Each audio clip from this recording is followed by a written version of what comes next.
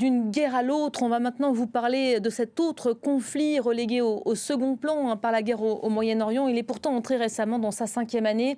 C'est la guerre entre l'Ukraine et la Russie. Aux côtés de Volodymyr Zelensky hier à Londres, Keir Starmer appelait le monde à, je cite, maintenir l'attention sur l'Ukraine. Aucune issue ne se dessine malgré les nombreux pourparlers. Et sur le terrain, nous vous relayons quotidiennement les nouvelles du front, la plupart du temps côté ukrainien. Car l'accès à la Russie est hautement plus complexe.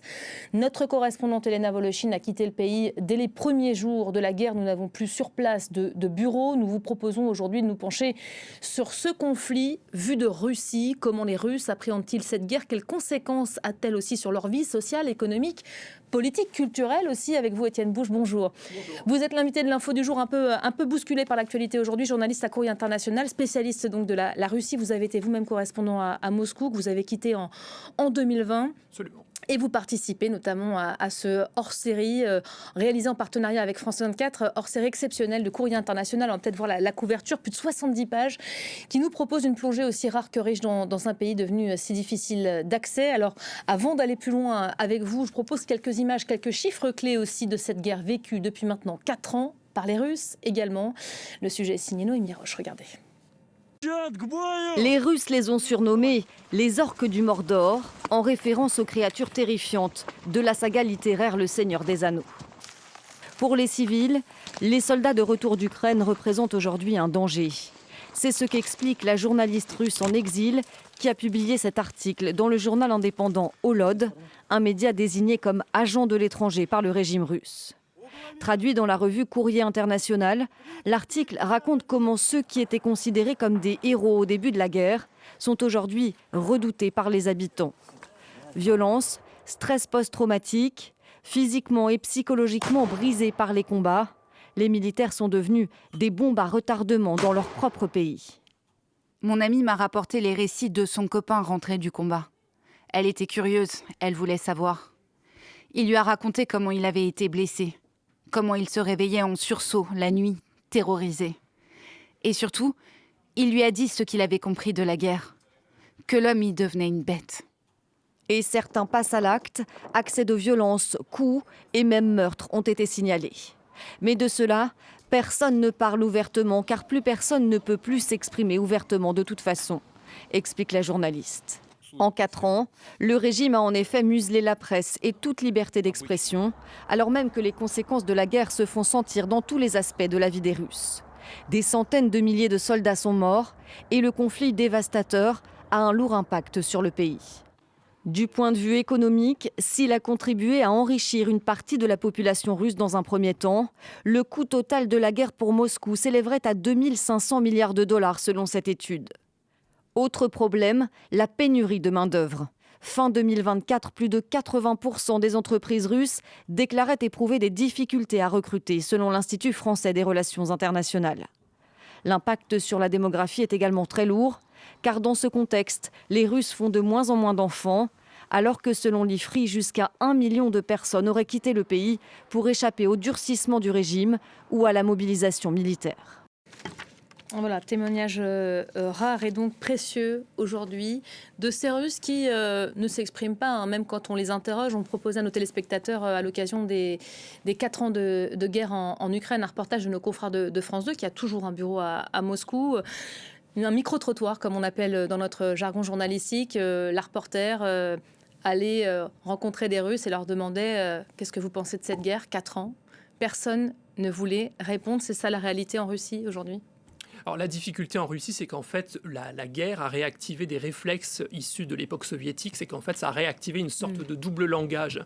C'est-à-dire que les gens considèrent que c'est un peu contre-intuitif de répondre à des questions à des étrangers dans la rue, donner leur avis sur des sujets qui ont des incidences. Ça ne va pas de soi. Et donc, à l'époque soviétique, effectivement, ce qui prévalait, c'est que l'on parlait avec ses proches dans un cercle restreint, dans une cuisine. On pouvait se permettre de dire des choses. Et dans l'espace public, plutôt que de prendre des risques inutiles, on va préférer la prudence. Ça n'a pas sa place dans la rue. Répéter des éléments de langage dans une stratégie d'évitement. On va préférer dire des choses qu'on imagine qu'on attend devoir dire. Et dans ces cas-là, ça, dans ces conditions, il est devenu très difficile du coup de sonder et de pouvoir parler à cœur ouvert avec les Russes. Et c'est d'autant plus l'approche de Courrier International est d'autant plus pertinente, c'est que justement on a voulu essayer de contourner ce problème en essayant de sonder la population à travers les publications de la presse. Voilà ce numéro spécial. Alors c'est vrai que je vous conseille évidemment de lire beaucoup de témoignages précieux. Alors racontez-nous de quoi il est fait, de quoi il est constitué. On vous a proposé quelques verbatims à l'instant. C'est le narratif notamment de journalistes dont beaucoup ont fui, sont partis en exil. Alors, il faut savoir que Courrier International n'avait pas publié de hors-série consacrée à la Russie depuis près de 10 ans. Et donc, on arrive en 2016. On s'est posé une question. Bon, il s'agissait de faire un état des lieux de ce qui se passe dans le pays. Mais quand on fait un hors-série sur la Russie en 2026, que publie-t-on ? Qu'est-ce qu'on peut raconter ? Avec quelles sources on va mobiliser pour raconter ça ? Parce que comme le sujet que vous avez diffusé à l'instant le rappelait, le paysage médiatique a fondamentalement changé. Ça ne date pas uniquement de 2022, parce que depuis 2014 déjà, beaucoup de signes étaient allés dans ce sens. Il y avait des rédactions qui avaient été déjà contraintes de s'exiler. Les médias avaient été déjà... Enfin, il y avait eu déjà un étau qui s'était considérablement resserré. Mais depuis 2022... il y a eu la censure militaire qui s'est installée. Les médias, dans ces conditions, ont été chassés, ont été obligés, contraints à l'exil. Et donc, dans ces conditions, qu'est-ce que nous, on peut raconter ? Voilà, la spécificité de Courrier International, c'est de traduire la presse étrangère. Et on a l'impression que cette approche est d'autant plus utile aujourd'hui, c'est que c'est peut-être notre seule porte d'entrée vers le pays. Parce que, vous l'avez rappelé, moi j'ai travaillé en Russie jusqu'à la fin de l'année 2020. Et c'était une époque où j'ai l'impression qu'on pouvait travailler dans des conditions mais infiniment plus simples. On était plusieurs journalistes étrangers sur place, il n'y en a plus, donc on n'a plus cette porte d'entrée. Donc aujourd'hui, on est obligé de déléguer ce travail aux journalistes qui peuvent nous raconter des choses, parce que comment on a procédé pour ce numéro ? D'une part, on a... Je dirais, comme je le dis dans l'édito, on a procédé à une sorte d'archéologie numérique, c'est-à-dire qu'on est allé fouiller toute la presse russe en essayant à travers peut-être parfois des petits médias régionaux qui soulevaient des sujets avec toutes les précautions d'usage, essayer de voir ce que ça peut nous dire de la réalité. Les médias en exil ont adopté des stratégies hybrides dans la mesure où en fait ils travaillent en exil, mais ils peuvent toujours compter sur des relais qui travaillent souvent sous pseudonyme pour nous raconter ce qui s'y passe. Donc on traduit effectivement des médias indépendants qui n'ont jamais été traduits dans la presse française, donc c'est une nouveauté. Et puis sinon, je dirais aussi qu'on ne néglige pas, et ça c'est la spécificité de Courrier International, c'est qu'on ne néglige pas la presse autorisée, c'est-à-dire les titres qui sont contrôlés ou affiliés directement au Kremlin. Et cette presse, elle n'est pas inutile, elle est même assez riche d'enseignements, parce qu'en la lisant, on lit ce qui est dit, donc ce qui est permis de dire. On comprend le narratif aussi de l'État russe. On analyse la sémantique, la terminologie qui est utilisée, donc elle renseigne aussi sur la réalité de ce qui se passe dans le pays. Et on comprend ce qui n'est pas dit, les mots qui sont utilisés, et à partir de ça, on peut essayer de brosser une sorte de tableau en miroir, inversé de ce qui peut s'y passer. C'est hautement complexe et vous le résumez très bien. On fait ça aussi. On écoute la télévision russe pour décrypter évidemment les éléments de langage qui sont répétés chaque jour aux Russes. C'est Elena Voloshin qui fait ça très bien et qui nous propose Vue de Russie chaque jeudi à 18h40 sur nos antennes. Est-ce que ce narratif de l'État russe, 4 ans après le début de la guerre, a commencé à traverser, à s'imprégner, à imprégner les esprits des Russes ? Alors, comme je le disais... Ou est-ce que c'est compliqué de le dire, justement ? Exactement. Il faudrait vivre dans le salon avec des Russes pour... C'est difficile parce que... Pour intégrer ces échanges, vous le disiez, qui restent très privés. Il faut gagner la confiance, et effectivement aujourd'hui il y a une méfiance qui s'est généralisée, parce que plutôt que de dire des choses qui pourraient nous être reprochées, on préfère garder le silence, et souvent les personnes qui sont opposées à la réalité du pays aujourd'hui vont préférer vivre se refermer un petit peu sur leur environnement immédiat, sur leurs amis proches, sur leur famille, même si au sein des familles c'est effectivement aussi compliqué.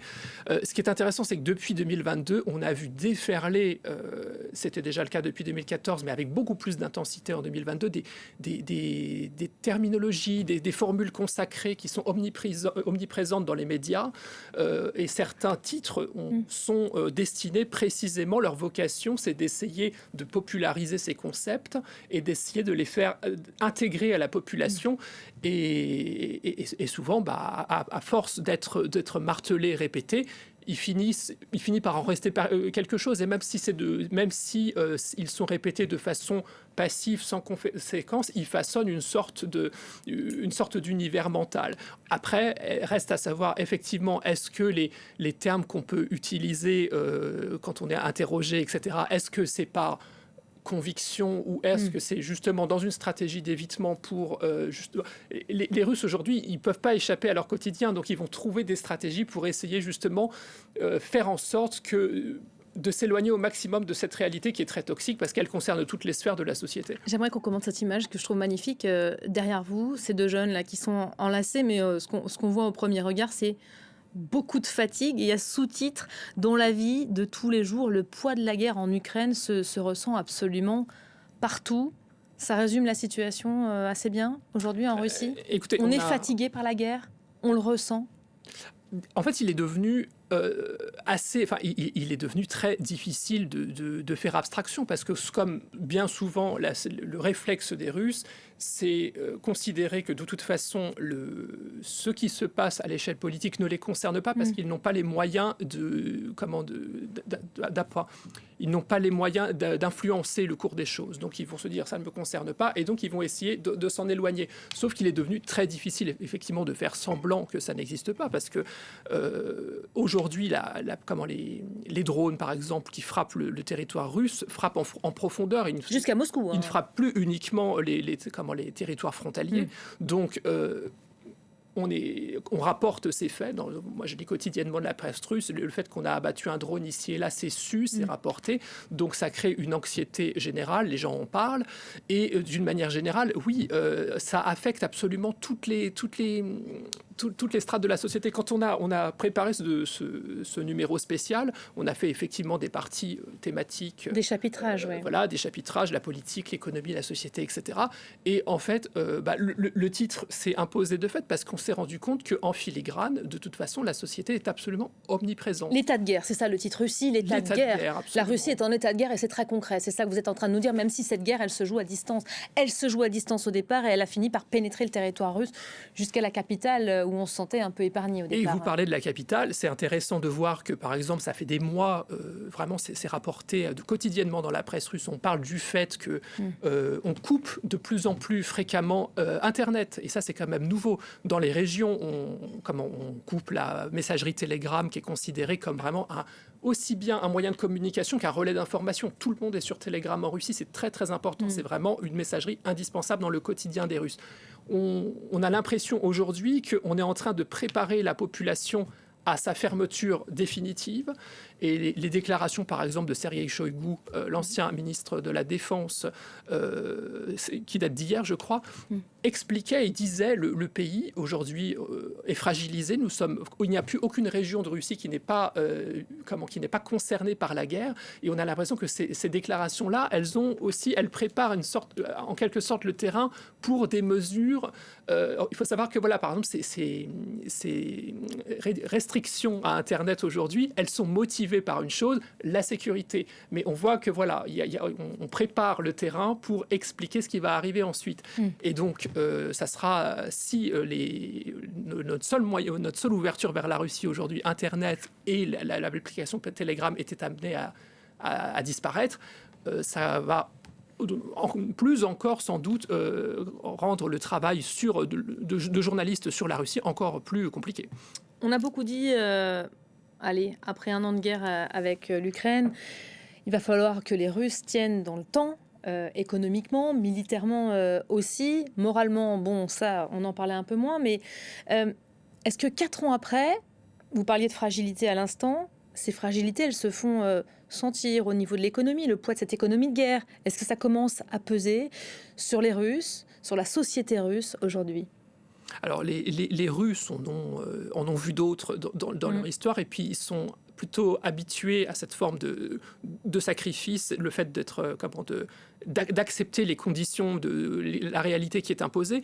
Mais c'est vrai qu'effectivement, en lisant, et c'est assez frappant même en lisant justement la presse qui appartient au champ autorisé, il y a énormément d'indices qui montrent qu'en fait, le modèle s'essouffle parce que on a voulu montrer l'image d'un pays qui était très résilient, qui était capable de dépasser les sanctions. Alors, il est vrai effectivement que depuis 2014, la Russie a développé des mécanismes qui lui ont permis quand même de contourner les sanctions et de s'adapter. Mais pour autant, on voit que même, par exemple, il y a des annonces en ce sens qui doivent dater d'une dizaine de jours, où même le personnel de la mairie de Moscou explique qu'il va y avoir des coupes dans les budgets, qu'on va licencier du personnel, etc.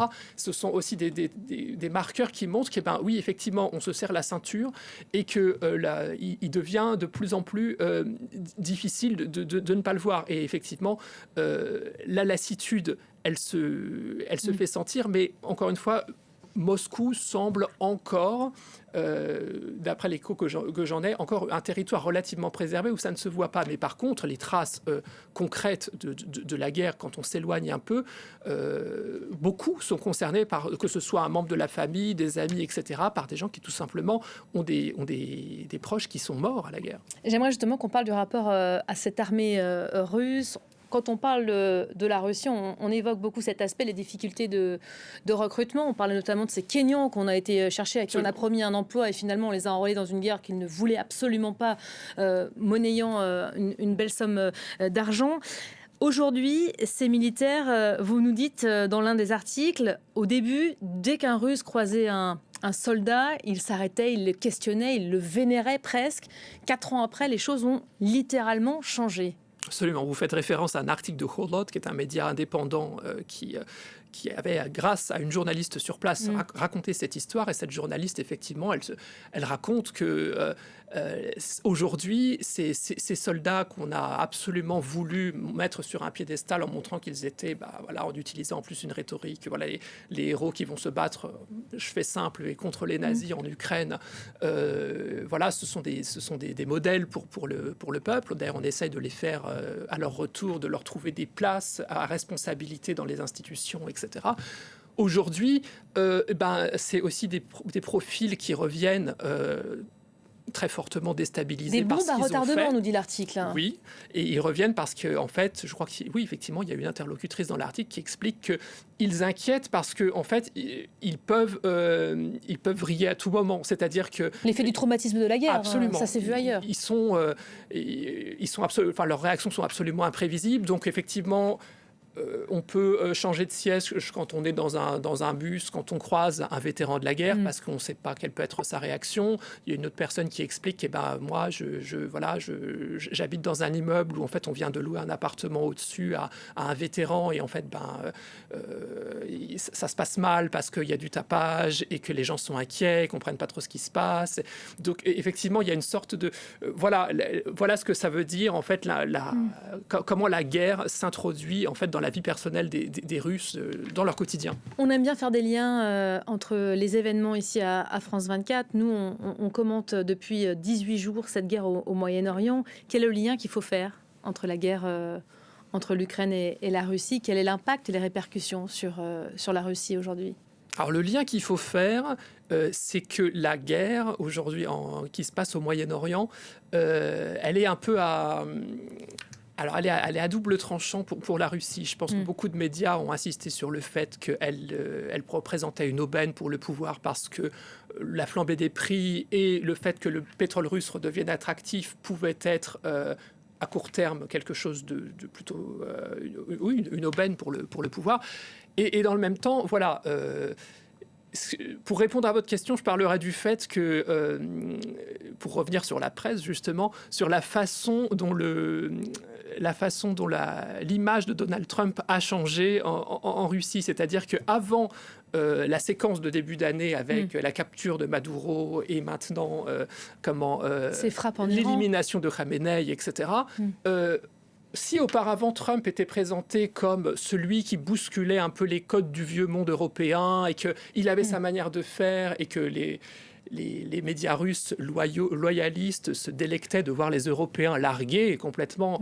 Aujourd'hui, il apparaît comme une sorte de dynamiteur de l'ordre mondial, parce qu'aujourd'hui, on ne parle plus du Venezuela. Là, désormais, on a attaqué un pays qui est proche de la Russie, et surtout, le pouvoir russe a toujours tenu au fait, ça c'est une constante dans l'idéologie du Kremlin, c'est que on peut avoir des désaccords, on peut avoir des confrontations géopolitiques, mais par contre, les représentants du pouvoir doivent bénéficier d'une sorte d'immunité. Et ça date surtout en particulier depuis Kadhafi en Libye.